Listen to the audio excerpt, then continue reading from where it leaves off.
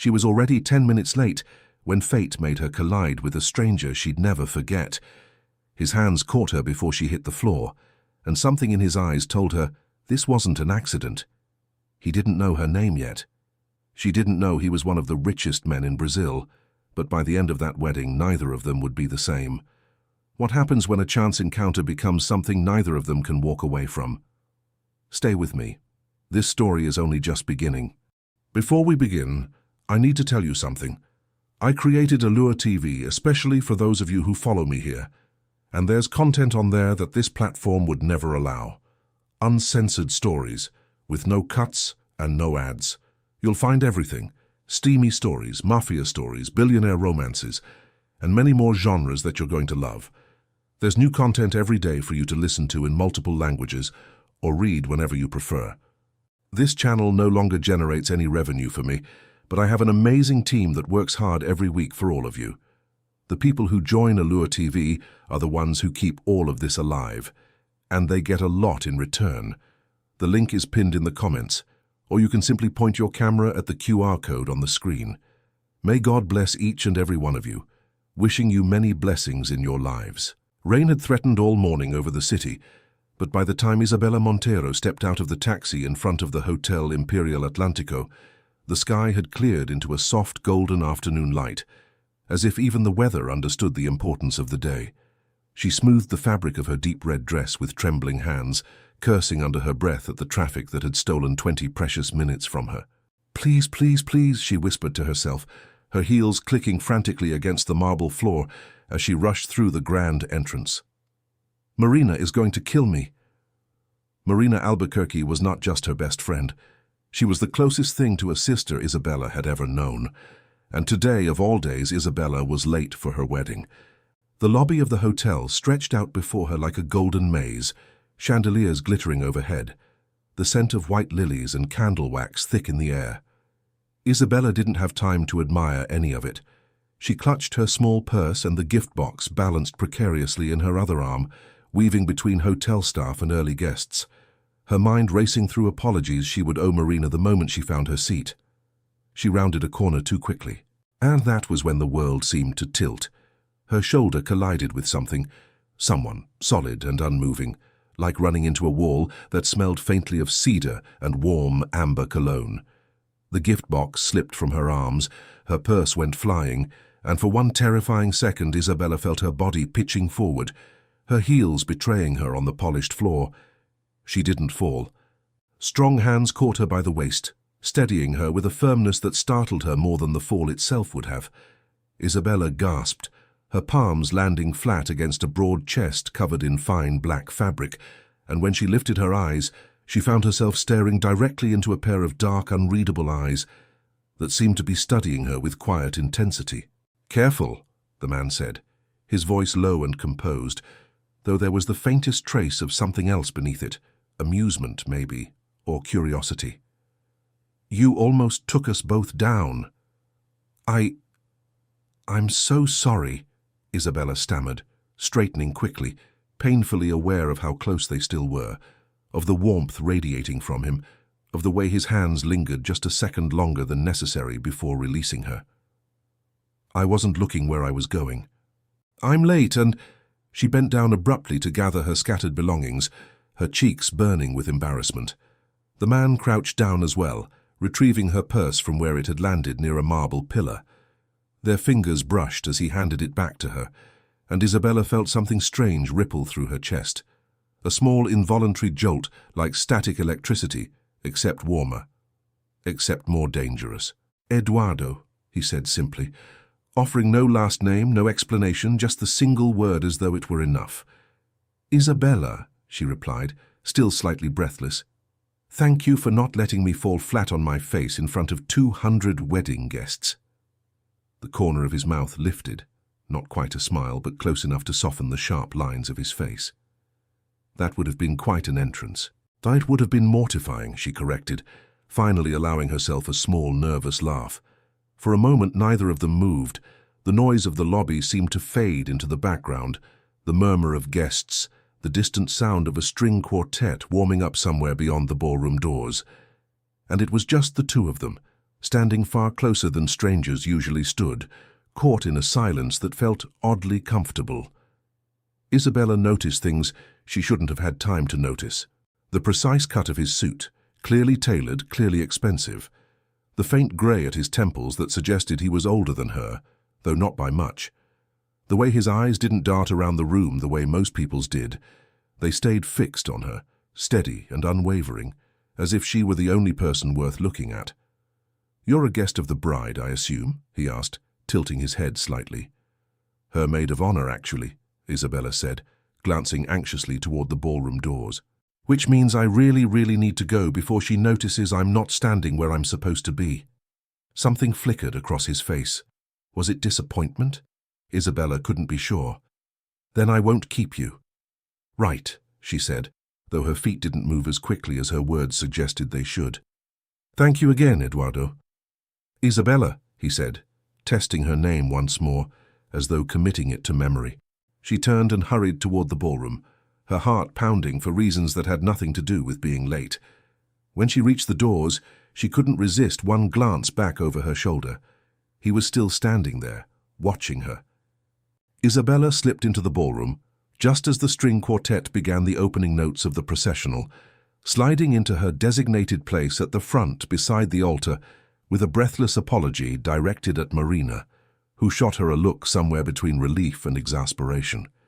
"Where were you?" Marina hissed under her breath, adjusting her veil. "You would not believe what just happened," Isabela whispered back, smoothing her dress, trying to calm the strange flutter still lingering in her chest. But there was no time to explain. The doors at the back of the ballroom opened, and gasps rippled through the crowd as the groom turned to watch his bride walk toward him. Isabela forced her attention forward, determined to be present for her best friend's most important moment. And yet, throughout the ceremony, as vows were exchanged and rings were placed on trembling fingers, Isabela found her mind drifting, again and again, back to a pair of dark eyes that had looked at her as though they'd already decided something important. She scanned the rows of guests discreetly, searching, though she told herself she wasn't. She didn't find him, not yet. But somewhere in the back of the elegant ballroom, seated with quiet, deliberate distance from the crowd, a man in a black suit watched the maid of honor take her place at the altar and found that his eyes, despite every instinct toward composure and control, simply refused to look away. The ceremony unfolded in a blur of soft candlelight and whispered vows, but for Eduardo Valença, seated 3 rows back with his hands folded neatly in his lap, the entire event seemed to orbit around a single point of gravity, the woman in the deep red dress standing at the altar. He had come to this wedding as a courtesy, nothing more. Rafael Duarte, the groom, was a business associate turned reluctant friend, one of the few people who had managed to break through the fortress Eduardo had built around himself over the years. Eduardo had planned to make an appearance, offer his congratulations and leave before the reception grew too loud, too crowded, too exhausting for a man who preferred silence to celebration. But then Isabela Montero had collided into his life, quite literally, and something in his carefully ordered world had shifted. He watched her now, the way she stood slightly too close to the bride, the way her fingers twisted nervously at the small bouquet in her hands, the way her eyes occasionally flickered toward the guests as if searching for something or someone. Eduardo told himself it was simply curiosity, a businessman's instinct for details, for reading people, for noticing what others missed. He didn't quite believe himself. "You're staring," murmured Raphael's cousin, seated beside him, a middle-aged woman named Christina, who had clearly appointed herself the keeper of wedding gossip for the day. "I'm observing," Eduardo corrected smoothly, not shifting his gaze. Christina chuckled softly. "That's Isabela Montero, Marina's best friend since childhood. She's an architect, works for Horizonte Brazil, if I remember correctly. Beautiful and stubborn, from what Marina tells me. Never stays with anyone long enough for it to matter." Eduardo said nothing, though he filed the information away with the same precision he applied to every business acquisition, every contract negotiation. He was not a man who collected details for sentiment, and yet, somehow, this felt different. When the ceremony concluded and the guests rose in a wave of applause, Eduardo remained seated a moment longer than necessary, watching Isabela embrace the bride, watching the genuine joy that lit up her face, unguarded, unrehearsed, entirely real. It was rare, he thought, to see happiness worn so openly. Most people he knew wore their emotions like armor, calculated and controlled.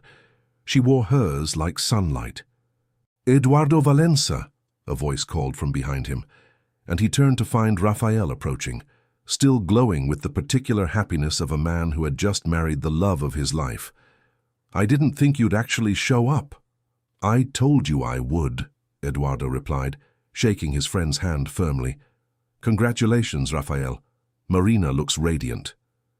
"She is radiant," Rafael agreed, then followed Eduardo's gaze, which had drifted, almost involuntarily, back toward Isabela across the room.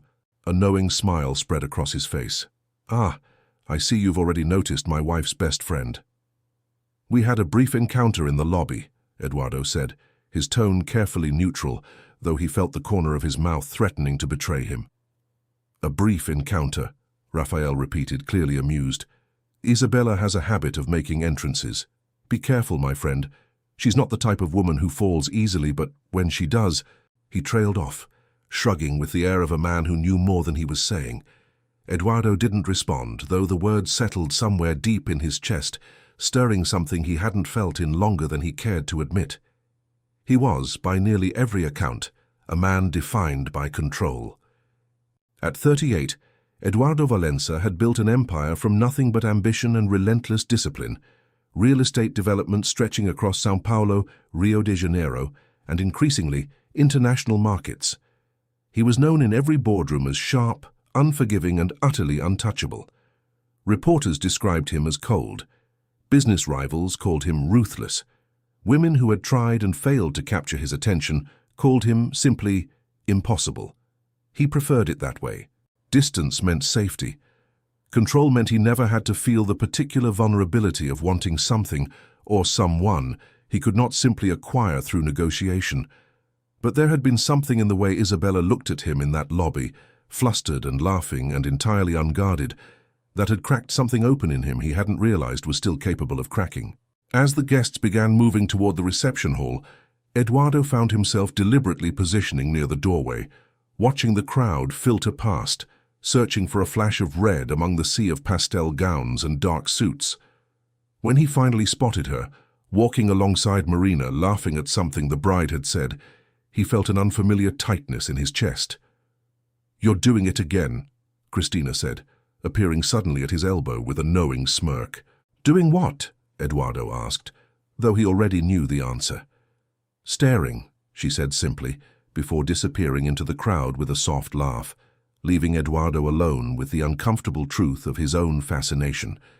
He told himself he would greet her politely at the reception, exchange a few pleasant words, and then retreat to the safety of business conversations with the other guests, as he always did at these events. He told himself this was simply curiosity, nothing more. The kind of fleeting interest that would fade by the time dessert was served. But as he watched Isabela move through the reception hall, greeting guests with warmth, her laughter carrying across the room like music, Eduardo Valença, a man who had never once in his adult life allowed himself to want something he could not control, felt, for the first time in years, entirely and helplessly curious about what might happen next. He didn't yet know that fate wasn't finished with them, not even close. The reception hall glittered under strings of golden lights, the air thick with laughter, clinking glasses, and the soft murmur of a live band warming up in the corner. Isabela had finally allowed herself to relax, weaving through clusters of guests with a glass of red wine in hand, her duties as maid of honor momentarily fulfilled now that the toasts had been made and the first dance had passed without incident. She hadn't stopped thinking about him. It was absurd, really. She'd exchanged perhaps 30 words with a stranger in a hotel lobby, and yet some small, persistent part of her mind kept replaying the moment his hands had steadied her waist, the low timbre of his voice, the way his eyes had held hers just a second too long to be considered polite. "You're distracted," Marina said, appearing at her side in a cloud of white silk and joy, her new husband's ring glinting on her finger. "What's going on?" "Nothing," Isabela said quickly, too quickly, and Marina's eyebrows lifted with the particular skepticism only a lifelong best friend could wield. "That's not a nothing face." "I bumped into someone earlier," Isabela admitted, lowering her voice. "In the lobby, tall, dark eyes, entirely too composed for someone who almost got knocked over by a stranger." Marina's expression shifted instantly into something sharp and interested. "Tall, dark eyes, expensive suit? Isabela, that's—" But before Marina could finish, the crowd shifted, and Isabela found herself being pulled gently away by another guest wanting a photo, and the conversation dissolved before she could learn anything more. It was nearly an hour later, drink in hand, laughing at something one of Raphael's cousins had said, that Isabela turned too quickly, again, and felt the horrifying, unmistakable sensation of liquid leaving her glass and landing squarely against someone's chest. She looked up in horror. Eduardo stood before her, his crisp white shirt now marked with a dark, spreading stain of red wine, his expression unreadable for one long, agonizing second. "Oh my God," Isabela breathed, her hand flying to her mouth. "I am so sorry, I didn't even see you there. We seem to have a pattern," Eduardo said, glancing down at the stain with something that looked suspiciously like amusement rather than anger. "I promise I'm not usually this much of a disaster," Isabela said, grabbing a cloth napkin from a nearby table and pressing it uselessly against his shirt, before realizing, with mortification, exactly what she was doing, dabbing at a stranger's chest in the middle of a crowded wedding reception. She snatched her hand back. "I'm so sorry. I'll pay for the dry cleaning or a new shirt or—" "Isabela," he said, and the way he said her name, calm and steady, stopped her rambling instantly. "It's a shirt. It's replaceable. You're not even a little upset?" "Should I be?" He tilted his head slightly, studying her with that same unnerving focus from earlier. "It seems more productive to find a solution than to be upset about wine." "That's an unusually reasonable response," Isabela said, relief and something warmer flooding through her. "I have my moments." A faint smile touched his lips, genuine this time, softening the sharp angles of his face in a way that made Isabela's stomach flip unexpectedly. "There's a bar in the adjoining lounge, considerably less crowded. Perhaps you could help me select a replacement drink as compensation for the one currently ruining my shirt." Isabela hesitated only a moment before nodding, curiosity outweighing whatever caution she might have felt. "That seems fair." They made their way through the crowd together, Eduardo's hand hovering near the small of her back without quite touching her, guiding her gently through the press of guests until they reached the quieter lounge, adjacent to the reception hall. The noise softened here, replaced by low jazz music and the gentle clink of glasses. "So," Isabela said, settling onto a bar stool as Eduardo took the seat beside her, "Christina told me you're some kind of business tycoon. Real estate, apparently." "Christina talks too much," Eduardo said, though there was no real irritation in his voice. "She said you're one of the wealthiest men in Brazil. Christina exaggerates. Is she wrong, though?" Eduardo's mouth curved into that half-smile again. "Not entirely." Isabela laughed, the sound surprising even herself with its ease. "You're very good at avoiding questions."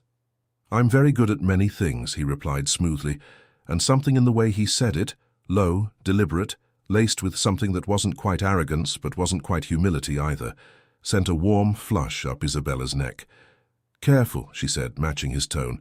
"That sounded dangerously close to bragging. Was it working?" "Maybe a little." They fell into easy conversation after that, the kind that felt strangely effortless, despite having known each other for less than 3 hours. Isabela learned that Eduardo had built his empire from nothing, that he rarely attended social events, that he found small talk exhausting, and preferred silence to forced pleasantries. Eduardo learned that Isabela was an architect who loved buildings the way most people loved art, that she'd been Marina's best friend since they were 7 years old, that she laughed easily and often, and that her laugh, he noted, though he'd never admit it aloud, was quickly becoming his favorite sound in the room. "Can I ask you something?" Isabela said, swirling her new drink thoughtfully. "Why were you watching me during the ceremony?" Eduardo's expression flickered, caught slightly off guard. "You noticed that?" "I did." He considered his answer carefully, his dark eyes studying her with an intensity that made her breath catch. "Because," he said finally, "I couldn't figure out why a woman who nearly fell into my arms an hour earlier was suddenly the most interesting person in the entire room." Isabella's heart stumbled in her chest. "That's a very smooth answer for someone who claims to hate small talk," she managed, though her voice came out softer than intended. "I don't do small talk," Eduardo said quietly, his eyes never leaving hers.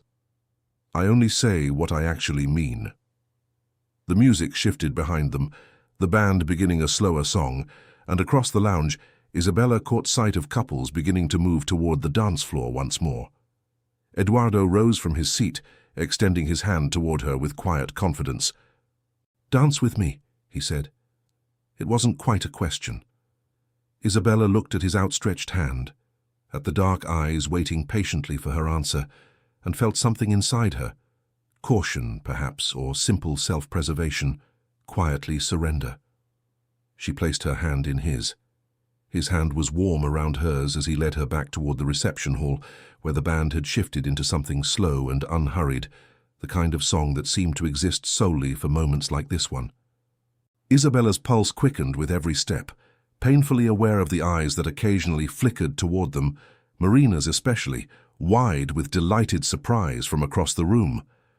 Eduardo stopped at the edge of the dance floor and turned to face her, his free hand settling gently at her waist as he drew her into position.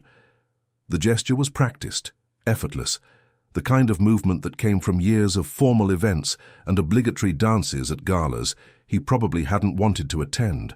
But there was nothing obligatory in the way he looked at her now. "I should warn you," Isabela said, trying to steady the sudden nervousness fluttering through her chest. "I'm not a very good dancer." "Neither am I," Eduardo admitted, and something about the confession, so simple, so unlike the composed businessman Christina had described, made Isabela smile. "Somehow I doubt that." "You'd be surprised how many things I'm mediocre at," he said, guiding her into a slow turn as the music swelled around them. "I've simply learned to hide it well." Is that a metaphor? Possibly. They moved together, imperfectly at first, her steps slightly hesitant, his slightly stiff until gradually their bodies found a rhythm that felt less like formal dancing and more like quiet conversation without words. His hand pressed lightly against the small of her back, the fabric of her red dress warm beneath his palm, and Isabela found herself acutely aware of every point where their bodies touched. The closeness of his chest, the steady thrum of his heartbeat she could almost feel through the fabric separating them. "Can I ask you something?" Eduardo said quietly, his voice low enough that it seemed meant only for her, despite the crowd surrounding them. "You already used that line on me earlier." "Apparently I only know one way to start difficult questions." Isabela tilted her head up to look at him. "What's the question?" "Why architecture?" The question caught her off guard, simple yet somehow deeply personal. "My father was a construction worker," she said after a moment, her voice softening with memory. "He used to take me to his job sites when I was little, show me the buildings going up floor by floor. I remember thinking it was almost magic, watching something exist that hadn't existed the day before. I wanted to be the person who imagined it first." Something shifted in Eduardo's expression, a flicker of genuine warmth breaking through his usual composure. "That's not the answer I expected." "What did you expect?" "Something about prestige, money, the things people usually chase." "I don't chase those things," Isabela said, a hint of defensiveness creeping into her voice. "I know," Eduardo said quietly, and the certainty in his tone surprised her. "I could tell the moment you insisted on paying for my ruined shirt, instead of simply apologizing and walking away." Isabela felt heat rise to her cheeks, unsure whether it was embarrassment or something else entirely. The strange, unfamiliar sensation of being truly seen by someone. "You read people very quickly." "It's a survival skill," Eduardo said, his voice quieter now, almost vulnerable in a way she suspected he rarely allowed himself to be. "In my world, people rarely want anything from you that they're honest about. You learn to read what's underneath the words, or you get taken advantage of." "That sounds lonely," Isabela said softly, and she felt his hand tighten almost imperceptibly against her back. "It is," he admitted, and the honesty in his voice startled them both. She could tell by the way his jaw tightened afterward, as though he hadn't meant to say it aloud. Most people don't ask. They're too busy trying to get something from me to notice. I'm not trying to get anything from you, Isabela said quietly. I know, Eduardo said, his eyes holding hers with an intensity that made the noise of the reception seem to fade into the background. That's precisely the problem. Why's that a problem? Because it means I have no defense against you, he said, his voice dropping lower. No leverage, no negotiation, nothing familiar to hold on to. You didn't want anything when you crashed into me in that lobby, and you don't want anything now. That's rare. And it makes you dangerous in a way I wasn't prepared for tonight. Isabela's breath caught. Dangerous? The kind of dangerous a man like me should probably walk away from, Eduardo said, though his feet didn't move, and his hand didn't loosen from her waist. And yet, here I am. Here you are, she echoed softly, her heart hammering so loudly she was certain he could feel it. The song shifted into its final chorus, slow and aching, and for a moment neither of them spoke. Isabela let herself study his face up close, the sharp line of his jaw, the faint tension he carried even now, the way his eyes softened only when they were fixed on her. She wondered how many people had ever gotten close enough to notice these details. She suspected the number was very small. I don't usually do this, Eduardo said quietly as the music began to fade. Do what? Feel this unsettled. He exhaled slowly, as though the admission cost him something. I plan everything, Isabela. Every acquisition, every meeting, every outcome. I don't like variables I can't control. And I'm a variable? You're the only one I haven't figured out how to control, he said, and somehow that doesn't bother me the way it should. The music ended, and around them couples began to break apart, applauding lightly, drifting back toward their tables. But Eduardo and Isabela remained still for one more beat, caught in the lingering pull of everything unspoken between them. I should go find Marina, Isabela finally said, though her voice lacked conviction. She'll wonder where I disappeared to. Of course. Eduardo stepped back, releasing her slowly, as though it took genuine effort. Let me at least walk you out when the night ends. It's late and these streets aren't always kind. Isabela hesitated, weighing caution against the undeniable pull she felt toward him. All right, she said finally, but only because you owe me for the wine incident. I thought I owed you a drink. Add it to the tab. He smiled, a real smile this time, unguarded and warm, and something in Isabela's chest tightened at the sight of it, as though she'd just witnessed something rare and private, meant for very few people to see. Hours later, when the reception finally wound down, Eduardo was waiting exactly where he said he'd be, his car idling at the curb, his expression calm, but his eyes searching the moment she appeared. The ride was quiet and comfortable, city lights sliding past the windows in streaks of gold, and when the car stopped outside her building, he walked her to the door himself. Thank you, Isabela said, suddenly nervous in a way she hadn't been all night. For the dance and the ride and not being upset about the wine. Thank you for the most interesting evening I've had in longer than I can remember, Eduardo replied, his voice quiet in the darkness between them. For a moment, it seemed as though something might happen, a step closer, a breath held, the unbearable proximity of two people who both wanted the same thing and were both too careful to reach for it first. But Eduardo stepped back instead, his composure sliding back into place like armor. Good night, Isabela, he said softly. Good night, Eduardo. He offered nothing more, no promise, no exchange number, no plan to see her again. And yet as he walked back toward the car, Isabela found herself standing frozen at her own door, watching the tail lights disappear into the night, wondering if a man who admitted he never lost control had just walked away from the one thing he actually wanted. She had no way of knowing that Monday morning would bring them crashing back into each other's lives, this time with no easy escape for either of them. Monday morning arrived with the particular chaos Isabela had come to expect from her job at Construtora Horizonte Brazil, phones ringing, blueprints scattered across every available surface, and the low hum of stress that always accompanied a major project entering its next phase. She'd barely had time to set down her coffee before her supervisor, Ricardo, appeared at her desk with an expression she didn't like. "Emergency meeting," he said. "Conference room, 10 minutes. The Torre Aurora investor wants a full walkthrough of the current designs." "The investor is coming here?" Isabela asked, gathering her tablet and rendering files. "I thought we were still finalizing the funding structure." "Apparently the deal closed faster than expected," Ricardo said, already walking away. "New primary investor, big name, very hands-on from what I hear." Isabela barely registered the comment, her mind already shifting into work mode as she reviewed her notes on the Torre Aurora project, the ambitious mixed-use tower that had consumed nearly a year of her professional life. The project she'd poured herself into with an intensity that had cost her more than a few relationships along the way. It was, without question, the most important work she'd ever been part of, and the thought of a new investor scrutinizing every decision sent a familiar flutter of anxiety through her chest. She smoothed her blazer, gathered her materials, and walked into the conference room precisely on time, her attention fixed on her tablet as she reviewed the final numbers one last time. "Good morning, everyone," Ricardo said, gesturing toward the head of the table. "I'd like to introduce—" Isabela looked up and felt the entire room tilt sideways. Eduardo Valença sat at the head of the conference table, dressed in a sharp charcoal suit, his expression composed and professional, until his eyes met hers, and something flickered across his face that mirrored the shock she felt rippling through her own chest.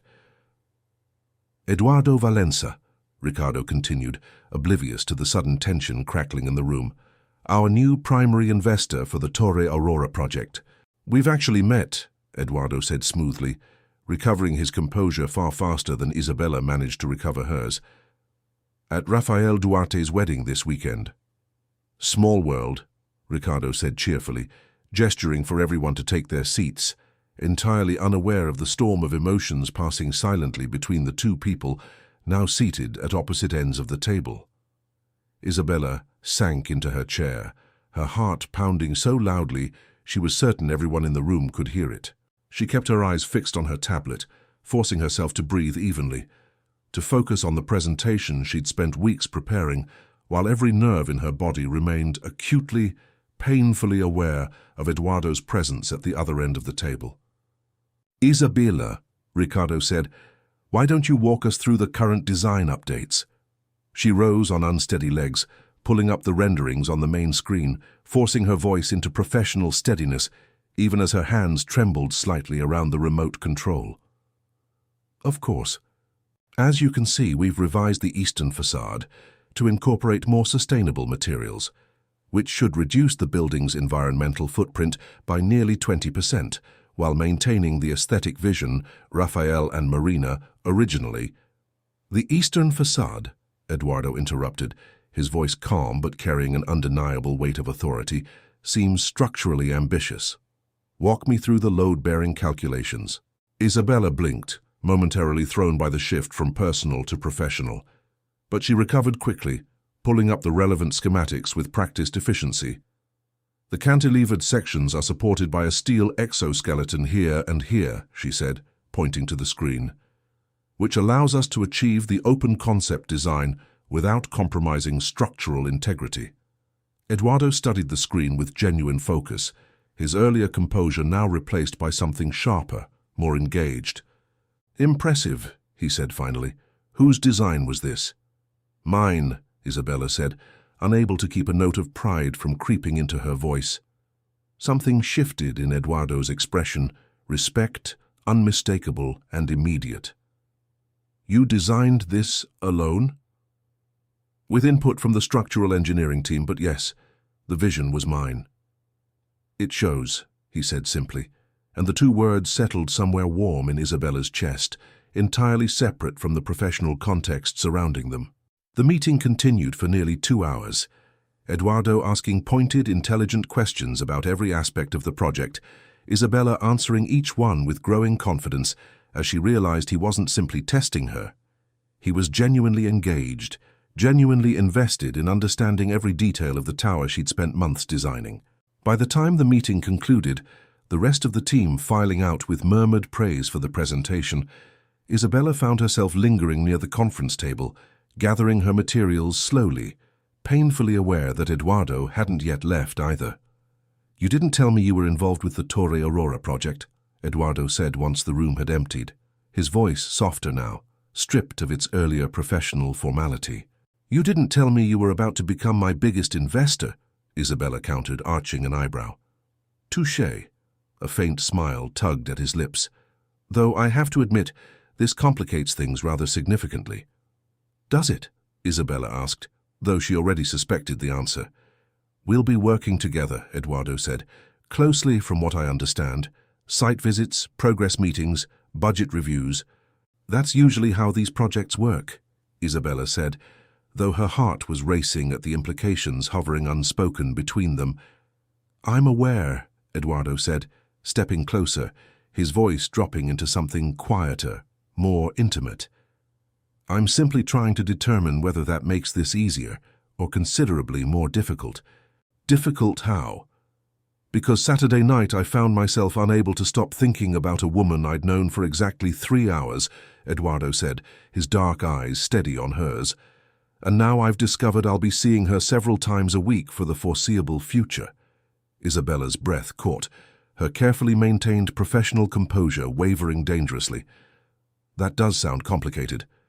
Extremely, Eduardo agreed, though nothing in his tone suggested he minded the complication at all. For a long moment, neither of them spoke, the empty conference room suddenly feeling far too small, far too charged with everything neither of them was saying aloud. Isabela was acutely aware of the distance between them, barely 3 feet, close enough that she could see the faint tension in his jaw, the restraint he seemed to be exercising with visible effort. I should get back to work, she said finally, though she made no move toward the door. You should, Eduardo agreed, equally motionless. Eduardo. I know, he said quietly, stepping back at last, putting professional distance between them once more. I know exactly what you're going to say. This is complicated, inappropriate even given the circumstances. I should keep my distance. Yes, Isabela said, though the word felt hollow even as she spoke it. Consider it noted, Eduardo said, gathering his materials, his composure sliding back into place like a mask he wore too well. But as he reached the door, he paused, glancing back at her with an expression that made her pulse stutter. For what it's worth, Isabela, I've never been particularly good at keeping distance from things I genuinely want. He left before she could respond, the door closing softly behind him, leaving Isabela standing alone in the empty conference room, staring at the space where he'd been standing, painfully aware that whatever careful boundaries she'd hoped to maintain between them had just quietly, irrevocably begun to crumble. 3 weeks passed, and with them came a rhythm neither Isabela nor Eduardo had anticipated, one built around site visits, progress reports, and increasingly, moments that had nothing to do with the Torre Aurora project at all. It began innocently enough.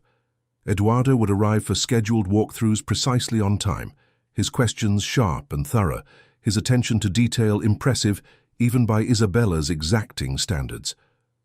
But somewhere between discussing structural integrity and reviewing budget allocations, the conversations began drifting into territory that had little to do with steel beams or construction timelines. You worked too late, Eduardo observed one evening, finding her still at the site office long after the rest of the team had gone home, hunched over blueprints with a cold cup of coffee forgotten beside her.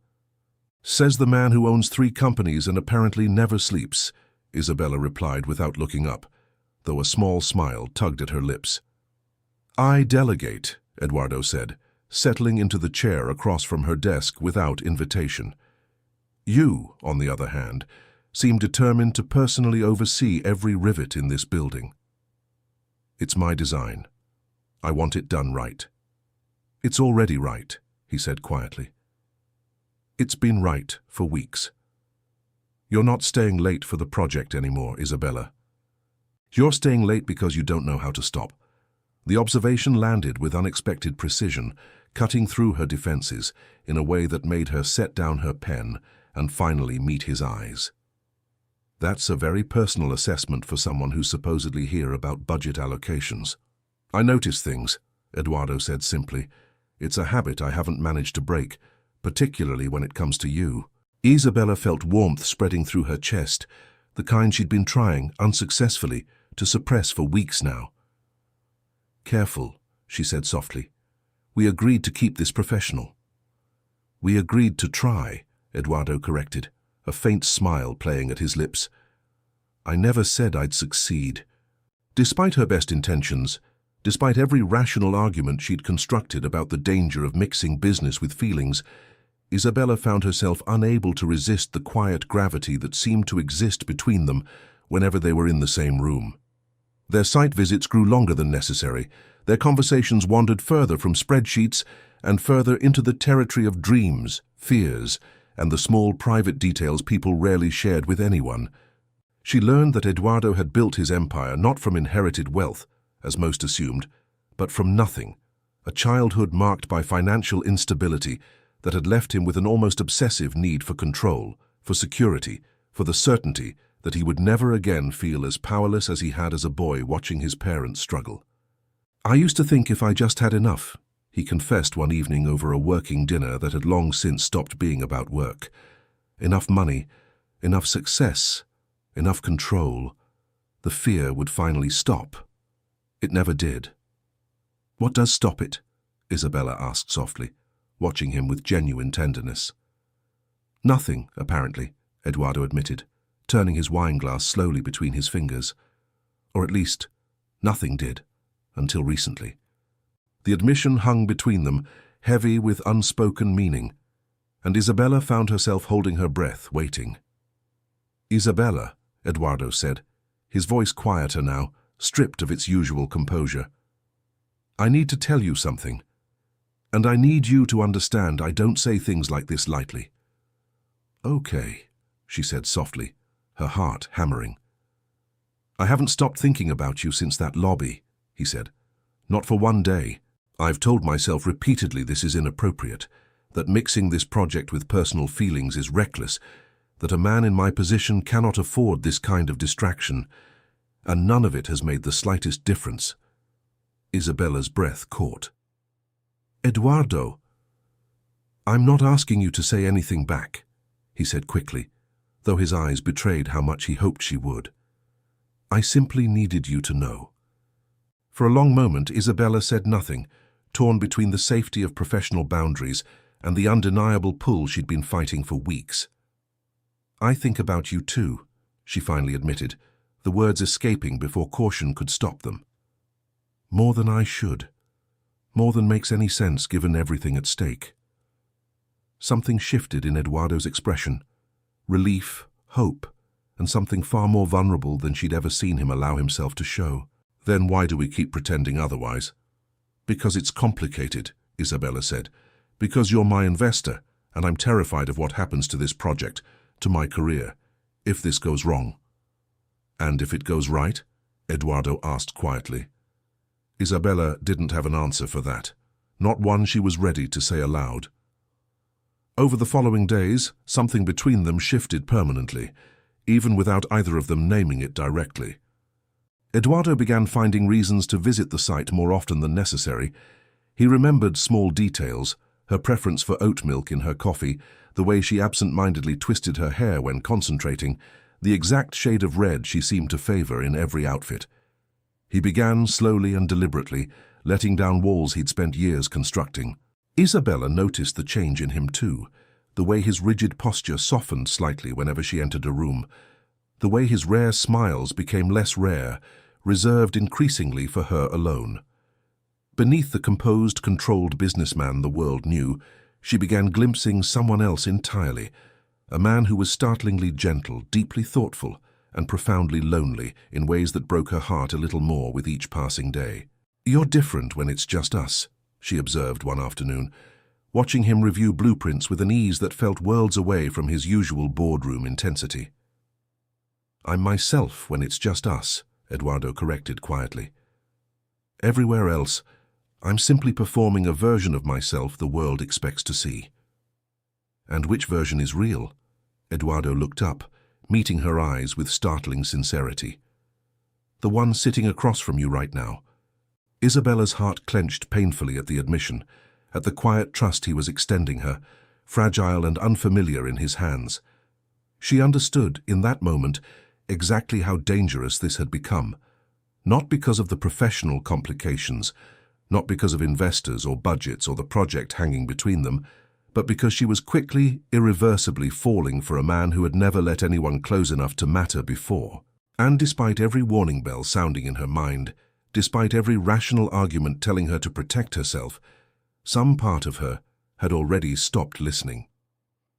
That night, walking her to her car after another evening that had blurred the lines between business and something far more personal, Eduardo paused beside her, close enough that she could feel the warmth radiating from him in the cool evening air. "Isabela," he said softly, "I know this is complicated. I know every reasonable argument for why we shouldn't do this. But," she whispered, her heart pounding. "But I don't think I can keep pretending I don't want you," he said, his voice low and unsteady in a way she'd never heard from him before. "And I don't know how much longer I can convince myself that walking away is the wiser choice." Isabela looked up at him, caught in the charged silence between them, achingly aware of how close his face was to hers, how easily either of them could close the remaining distance. Neither of them moved. Not yet, but something had shifted permanently between them, an unspoken understanding that whatever came next would change everything, for better or for worse, and there would be no simple way back from here. The morning after that charged, unfinished moment beside her car, Isabela woke with a knot of anxiety twisting through her chest that no amount of coffee seemed capable of loosening. She'd spent the night replaying every second of it, the way Eduardo's voice had cracked with rare vulnerability, the way his eyes had searched hers as though waiting for permission she hadn't been brave enough to give. She'd wanted to close the distance between them. God, she'd wanted it so badly it frightened her, and that fear was exactly why, when she arrived at the office that morning, she'd already decided what she needed to do. "You've been quiet all day," Marina observed over lunch, studying her best friend with the particular scrutiny only years of friendship allowed. "Something happened with Eduardo, didn't it?" "Nothing happened," Isabela said, pushing food around her plate without much interest. "That's exactly the problem." "Isabela, I almost let him kiss me last night," she admitted quietly. "Or I almost kissed him. I honestly don't know which. And I've spent all day since then trying to convince myself it would be a catastrophic mistake." "Why would it be a mistake?" Marina asked gently.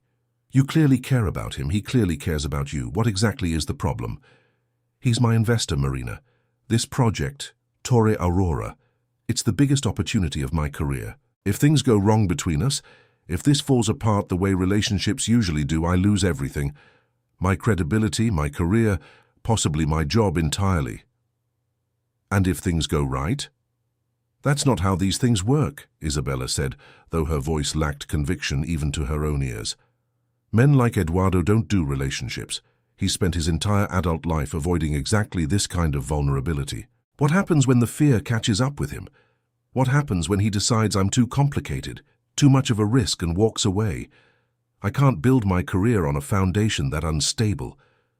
Marina studied her for a long moment. "You're not just protecting your career," she said quietly. "You're protecting your heart.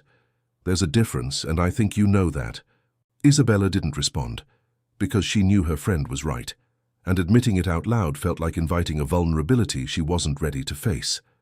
That afternoon, when Eduardo arrived for their scheduled site visit, Isabela had rebuilt every wall she'd allowed to crumble over the previous weeks, her professional composure locked firmly back into place. "Isabela," Eduardo said, his voice carrying a note of confusion as she greeted him with careful formality, gesturing toward the blueprints spread across the table rather than meeting his eyes. "Is something wrong?" "Nothing's wrong," she said briskly. "I just think we should focus on the project today. We're behind schedule on the eastern facade permits, and I'd like to review the revised timeline before—" "Isabela." His voice was quieter now, more serious, cutting through her deflection with practiced ease. "Look at me." Reluctantly, she lifted her eyes to his, and the concern she found there nearly broke her resolve entirely. "I think we need to talk about last night," he said. "There's nothing to talk about," Isabela said, though her voice wavered slightly. "Nothing happened." "Something almost happened," Eduardo corrected gently, "and I think we both know it. Isabela set down her pen, finally allowing herself to voice the fear she'd been wrestling with all day. Eduardo, I think we need to slow down. Whatever this is between us, it's moving too fast, and it's putting everything at risk. My career, this project, your investment. I can't afford to lose myself in something that might not last. Might not last, Eduardo repeated slowly, something flickering across his face, hurt, though he tried to mask it quickly. Is that what you think this is? Some passing distraction? I think you've spent your entire life avoiding exactly this kind of vulnerability, Isabela said, her voice gentler now, though no less firm. And I think the moment things become difficult, the moment real intimacy is required instead of just charming conversation and stolen moments, you'll retreat back into the safety you've always known. I've seen it happen before, Eduardo. I can't build something real with someone who's only halfway in. The words landed harder than she'd intended, and she watched Eduardo's expression shift into something guarded, defensive. You don't know that about me. Don't I? Isabela challenged softly. You told me yourself, control is safety. Distance means you never have to feel powerless. How exactly does that reconcile with actually letting someone in? Eduardo was quiet for a long moment, his jaw tight, clearly wrestling with something he wasn't ready to say aloud. Maybe you're right, he said finally, his voice low. Maybe I don't know how to do this the way you deserve, but I know that walking away from you feels like the worst decision I could possibly make, regardless of how frightening the alternative is. That's not enough, Eduardo, Isabela said, her voice breaking slightly despite her best efforts to remain composed.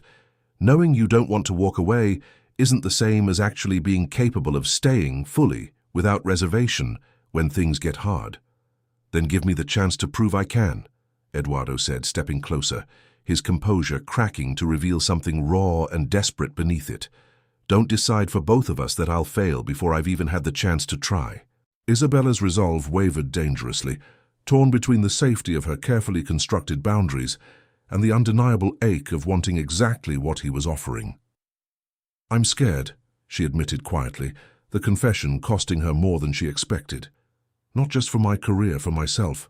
I don't want to fall for someone who's only capable of loving me halfway. I don't do anything halfway, Eduardo said, his voice fierce with a conviction that startled them both. Not business, not investments, and certainly not you. For a moment the space between them crackled with everything unspoken, everything they both wanted and feared in equal measure. But Isabela, still guided by the fear she hadn't fully confronted, took a careful step back. I need time, she said softly. I need to think about this clearly without whatever this magnetic pull is between us clouding my judgment. Eduardo's expression fell, though he nodded slowly, respecting the distance she was asking for even as it visibly cost him. Take whatever time you need, he said quietly. But know this, Isabela, I'm not going anywhere. I've spent my entire life avoiding exactly the kind of vulnerability you're asking me to embrace. But for you, I'm willing to try, even if it terrifies me. He left shortly after, the site visit cut noticeably short, and Isabela stood alone amid scattered blueprints and unfinished conversations, her heart aching with a confusion she couldn't quite untangle, caught between the safety of caution and the terrifying, undeniable pull of a love. She wasn't sure either of them was brave enough to survive. She had no idea that Eduardo, driving away with white-knuckled hands gripping the steering wheel, had already begun planning something that would force them both to confront exactly how far he was willing to go to prove his feelings were real. For 3 days, Isabela didn't hear from Eduardo. The silence which she'd thought she wanted quickly became its own particular form of torment. She found herself checking her phone compulsively, rereading old messages, second-guessing every word she'd said during their last conversation. She told herself the distance was necessary, that clarity required space, and yet each passing hour without word from him only deepened the ache lodged firmly beneath her ribs. You look miserable, Marina observed on the 3rd day, appearing at Isabela's desk with 2 cups of coffee and an expression of gentle concern. This whole protecting myself strategy doesn't seem to be working very well. I don't know what I expected, Isabela admitted, accepting the coffee gratefully. I asked for space. He gave me space. This is exactly what I said I wanted. Is it, though? Isabela didn't have an honest answer to that. It was late Thursday afternoon, while Isabela was reviewing final structural reports in the empty conference room, that Ricardo appeared in the doorway with an expression she couldn't quite read. "There's been a development with the Torre Aurora funding," he said carefully. "You should probably see this." He handed her a printed document, and Isabela's eyes scanned the header with growing confusion before the words fully registered. It was an official investment restructuring notice, Eduardo's name listed prominently at the top, alongside a formal withdrawal of his position as primary investor. "He's pulling out?" Isabela asked, panic flooding through her chest. "Ricardo, this project needs his funding. Without his investment, we lose the entire eastern expansion, possibly the whole—" "Read further," Ricardo said quietly. Isabela's hands trembled slightly as she continued reading, her confusion deepening with every line. Eduardo wasn't withdrawing his funding entirely. He was restructuring the entire investment, removing himself from any direct oversight role, transferring decision-making authority to an independent board, and most shockingly, waiving significant financial returns he would have otherwise been entitled to. "I don't understand," Isabela said, looking up at Ricardo in bewilderment. "Why would he do this?" "I think," Ricardo said carefully, "you should probably ask him yourself." Isabela found Eduardo an hour later, not at his office but at the Torre Aurora construction site itself, standing alone near the half-finished eastern facade, watching the setting sun cast long shadows across the exposed steel framework. "You're restructuring the investment," she said without preamble, approaching him with the printed document still clutched in her hand. "You're giving up direct oversight. You're waiving returns you're legally entitled to. Eduardo, this makes absolutely no financial sense." "It makes perfect sense," Eduardo said quietly, not turning to face her immediately. "Explain it to me then. Because from where I'm standing, you're walking away from millions of dollars for no discernible reason." Eduardo finally turned, and the expression on his face, an open, unguarded, entirely without the careful composure she'd grown used to, stole the breath from her lungs. "I couldn't keep being your investor and simultaneously ask you to trust me with your heart," he said simply. "Every conversation we had, every moment we shared, there was always this shadow hanging over it, the power imbalance, the financial stakes, the fear you voiced that I could somehow use this project against you if things went wrong between us." "Eduardo." "So I removed it," he continued, stepping closer. "Every conflict of interest, every reason you might have to doubt my intentions. I'm no longer your investor, Isabela. I'm no longer in any position of authority over this project or your career. Whatever happens between us now happens because we both choose it freely, without money or power complicating anything." Isabela stared at him, stunned, the document still trembling slightly in her hand. "You gave up millions of dollars for this?" "I gave up millions of dollars for you," Eduardo corrected softly. "There's a difference, and it's an important one." "This is insane," Isabela whispered, though her voice carried more wonder than criticism now. "Nobody does something like this." "I've built an empire making calculated decisions my entire life," Eduardo said, closing the remaining distance between them until barely a foot separated their bodies. "This is the first decision I've ever made, based purely on what my heart wants instead of what makes strategic sense, and it's terrifying and reckless and completely unlike anything I've ever done before." "Why?" Isabela asked, though she already suspected the answer, needing desperately to hear him say it. "Because I love you," Eduardo said simply, the words falling between them with quiet, devastating certainty. "I've loved you since that ridiculous, chaotic moment in the hotel lobby when you crashed into my life and completely destroyed every careful boundary I'd built around myself. I've spent weeks trying to convince myself this was simply attraction, simply curiosity, simply something that would fade with time. It hasn't faded, Isabela. If anything, it's only grown stronger." Isabela felt tears gathering unexpectedly at the corners of her eyes, overwhelmed by the magnitude of what he was offering her, not just words, but concrete, undeniable proof that his feelings ran exactly as deep as her own. "They said you needed time," Eduardo continued softly, "and I respected that. But I couldn't keep letting you believe that money or power or professional obligation stood between us. I needed you to know, without any doubt, that what I feel for you has nothing to do with convenience or proximity. I would have made this same decision even if it meant never seeing you again, because you deserve to know your career was never something I would use against you, regardless of what happens between us." "Eduardo," Isabela whispered, her voice breaking with emotion she could no longer contain. "I've spent 3 days telling myself I was protecting my career by keeping distance from you. But the truth is, I was protecting myself from exactly this, from falling completely irreversibly in love with someone who might actually be capable of loving me back the way I've always wanted to be loved." Something fierce and hopeful ignited in Eduardo's eyes.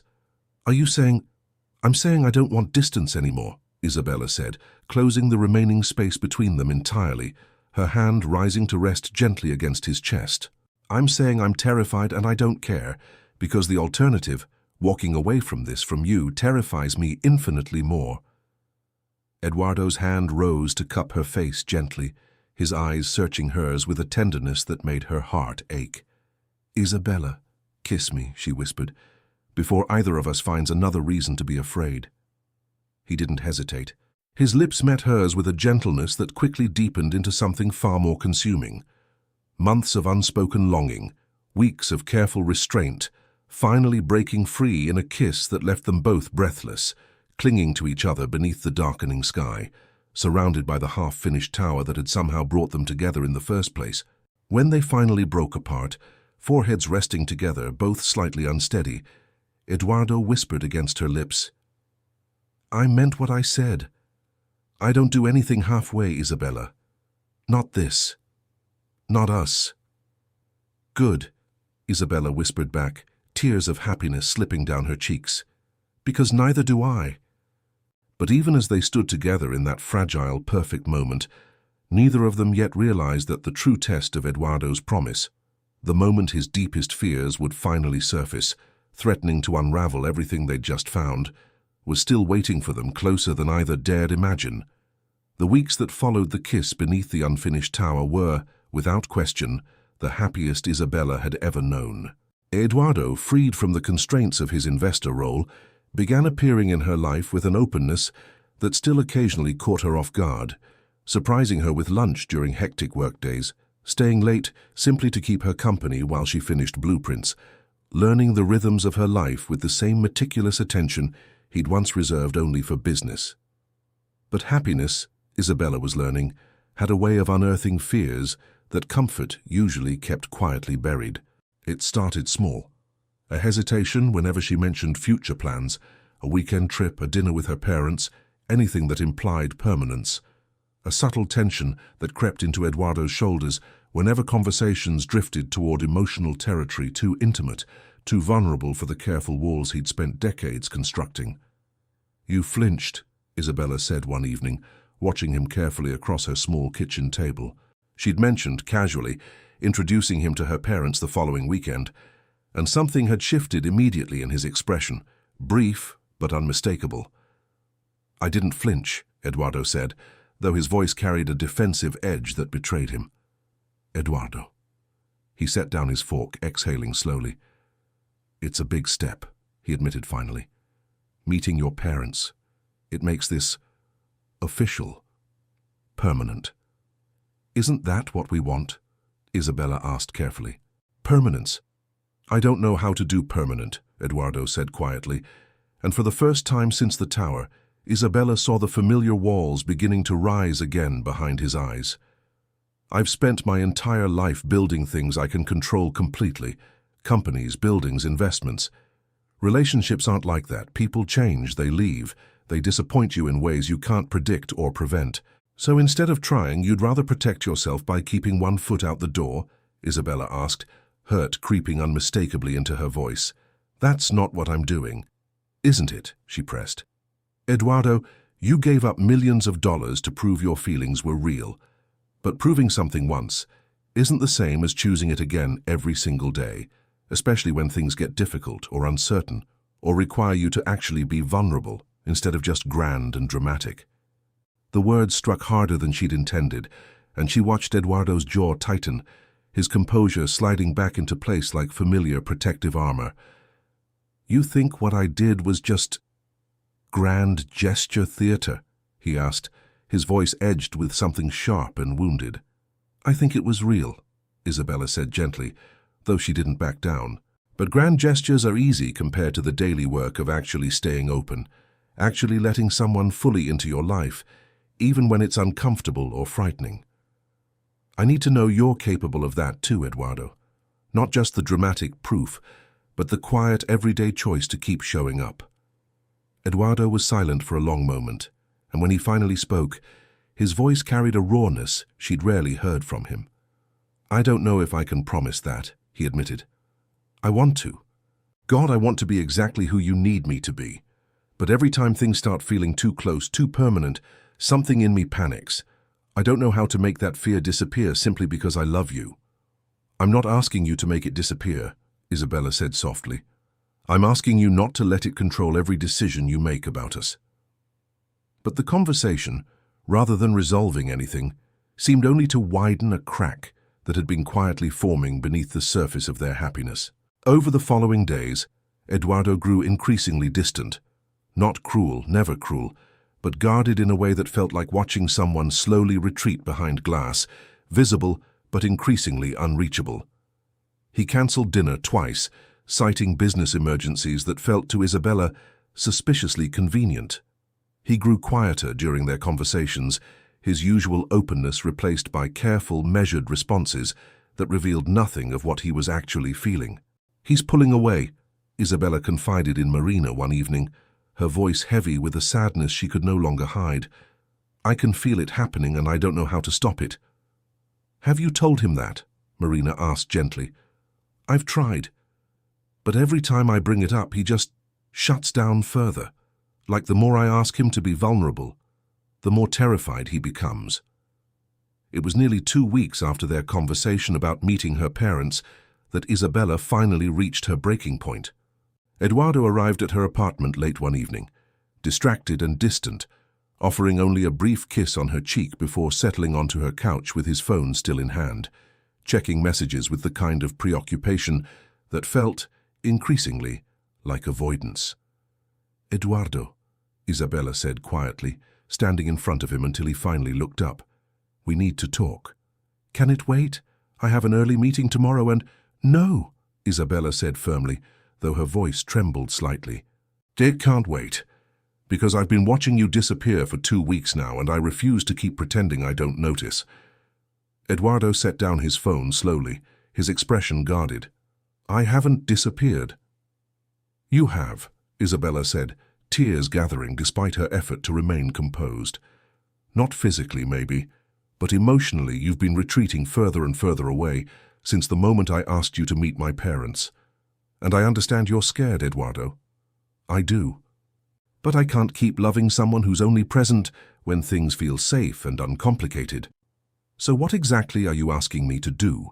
Eduardo asked, his own voice rising slightly, frustration and fear tangled together beneath the surface. "I'm asking you to be honest," Isabela said, "with me and with yourself, because if you're not capable of this, of real intimacy, real permanence, I need to know now, before I fall any deeper than I already have." Eduardo was silent for a long, agonizing moment, and Isabela watched something break slightly behind his eyes. Not anger, but something far more painful. The terrible recognition of his own limitations. "I don't know if I can give you what you need," he said finally, his voice barely above a whisper. "I want to. I've never wanted anything more in my life. But every instinct I have is telling me to protect myself, to pull back before I get hurt, before you inevitably realize I'm not capable of being enough." "That's not a real answer, Eduardo. It's the only honest one I have right now," he said, rising from the couch, putting distance between them that felt, in that moment, unbearably symbolic. Isabela felt her heart shattering, though she forced herself to remain steady, refusing to let him see exactly how deeply his words had wounded her. "Then maybe you should go," she said quietly. "Because I can't keep doing this, Eduardo, Loving someone who's only halfway present, waiting for the day he decides I'm not worth the risk. Eduardo looked at her for a long moment, pain evident in every line of his face, before nodding slowly and gathering his jacket without another word. The door closed softly behind him, and Isabela sank onto her couch, tears finally spilling freely down her cheeks, the apartment suddenly feeling unbearably empty in his absence. Neither of them could have known in that painful, silent moment that the separation about to unfold between them would ultimately become the very thing that forced Eduardo to finally confront the fear he'd spent his entire life running from, or that losing Isabela would teach him something no amount of money or success ever could, that some risks were worth taking, regardless of how deeply they terrified him. 3 weeks of silence stretched between them, each day heavier than the last. Eduardo threw himself into work with the same relentless intensity that had built his empire, yet found no satisfaction in acquisitions, no comfort in numbers on a spreadsheet. Every boardroom felt hollow. Every victory felt meaningless, without someone to share it with. It was Rafael who finally confronted him, appearing uninvited at Eduardo's penthouse on a Sunday evening, finding his friend staring blankly at the city skyline with a glass of untouched whiskey in his hand. "So you look terrible," Rafael said bluntly, settling into the chair across from him. "Thank you for the observation," Eduardo replied dryly, though there was no real energy behind the sarcasm. "Marina tells me Isabela isn't doing much better," Rafael continued, "so I have to ask, what exactly are you protecting yourself from, Eduardo? Because from where I'm sitting, you've already lost the thing you were so afraid of losing." The words landed with quiet, devastating precision.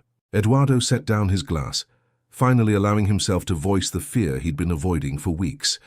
"I'm afraid I'll disappoint her," he admitted. "I'm afraid that no matter how much I want to be enough, some part of me will always default back to distance, to control, to protecting myself instead of choosing her." "So you're protecting her from a version of you that might fail," Rafael said, "by guaranteeing you'll fail her right now, immediately, by walking away entirely." Eduardo had no answer for that, because Rafael was right, and the truth of it settled over him with sudden, overwhelming clarity. He found Isabela the following evening at the Torre Aurora construction site, now nearly complete, its glass facade catching the last light of sunset in brilliant amber tones. She stood alone near the entrance, reviewing final inspection reports, her expression tired in a way that had nothing to do with work. "Isabela."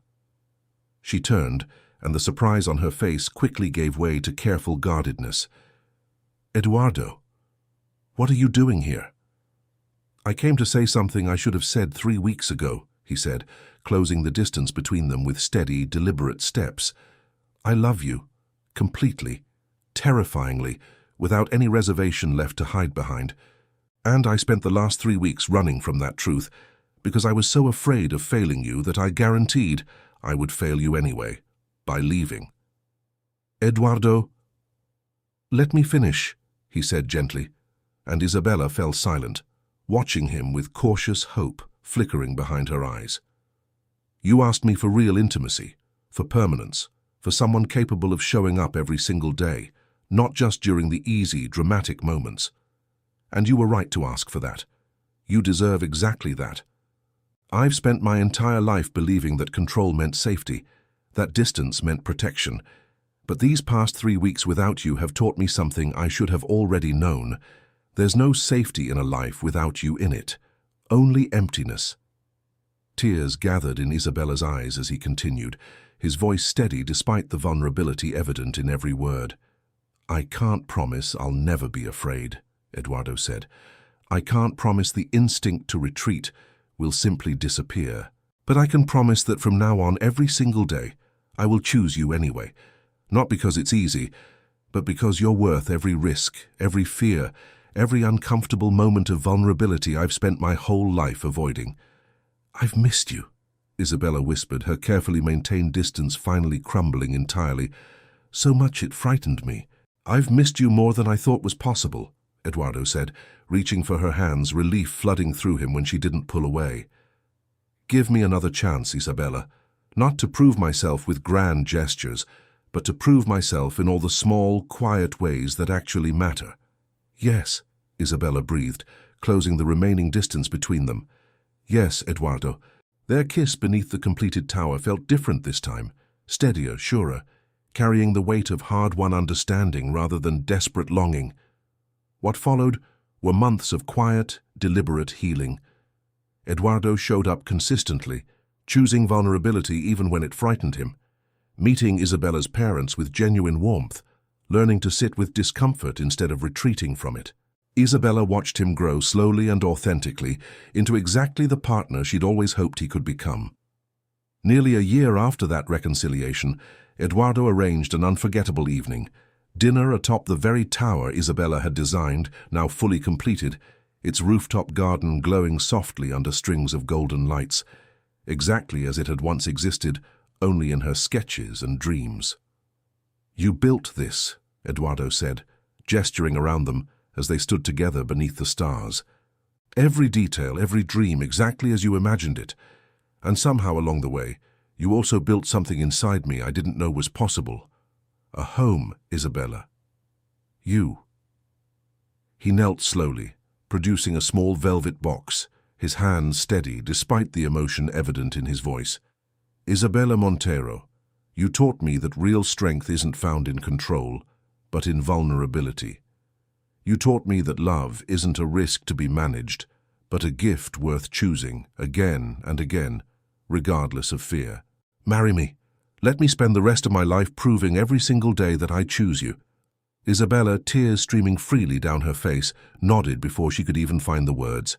Yes, 1,000 times yes.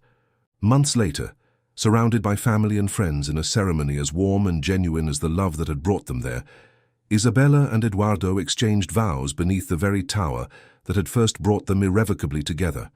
Proof, at last, that true love, however complicated its beginning, was always worth every risk it demanded. Love never asked Eduardo to be fearless, only honest. And in choosing her again and again, he finally understood. True strength was never control, but the courage to stay. Would you have taken that same risk for a love worth everything? Have you ever imagined having access to amazing stories every day of the week, exactly the way you've always wanted? With no ads interrupting the best parts, no cuts, and no censorship? On Allure TV, that's exactly what you'll find. Choose from a wide variety of genres based on your mood: passionate romances, billionaire stories, mafia romances, second-chance love stories, forbidden love, and much more.